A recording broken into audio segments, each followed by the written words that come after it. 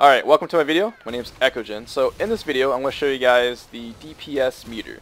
So DPS Meter was introduced in Desolate Tomb, in the patch of it, and it's only currently available in 4-man, solo heroic dungeons, and 24-man dungeons.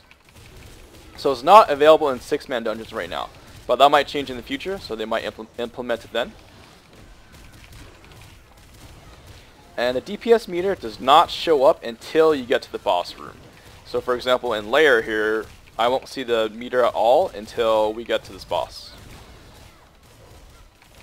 And if it's your first time doing the boss fight, the meter will pop up here, right above the party bar, or status thing, whatever you want to call it. So you can actually drag it down to wherever you want. It's pretty customizable, so it's nice in that aspect. Now the DPS only displays the top 3 DPS in your party, so it will not include the 4th person. But don't worry, if you're actually the 4th person in DPS, you'll still be able to see your stats and the damage you did. It just doesn't actually tell the entire party how much you really did. And as you can see, the damage counter is real time.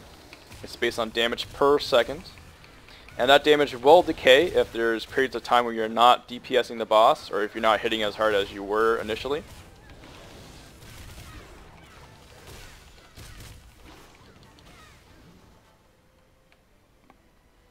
So if I was to hover over here, it actually gives you a breakdown of your party members' damage. So like your accumulated damage, your damage participation,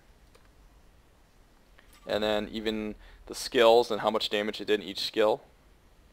So it's fairly in depth. I like it.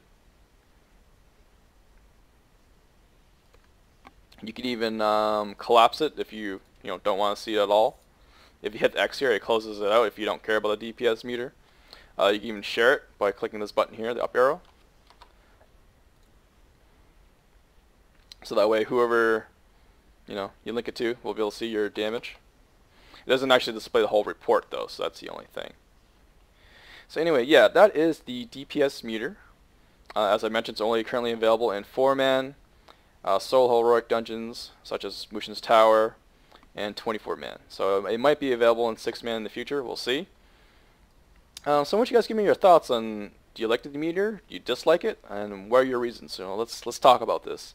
I mean, the one thing I like about the meter is that with this, I can see how much damage my skills are doing and which skill is contributing the most damage to my build. So that way I can change my build, or maybe like spec a different tree path. Just try different things to see what maximize my DPS really. The only other concern I could think of that would be a negative about the DPS meter is that I guess people might try to like for example your blue buff. People might only use the solo blue buff instead of the party blue buff to kind of pad their stats, right? Because now it's all about the stats, right? How much, who can do the most damage or whatever. But anyway, yeah, just comment below. Do you like the meter? You don't like the meter? Thank you for watching my video. I hope that helped.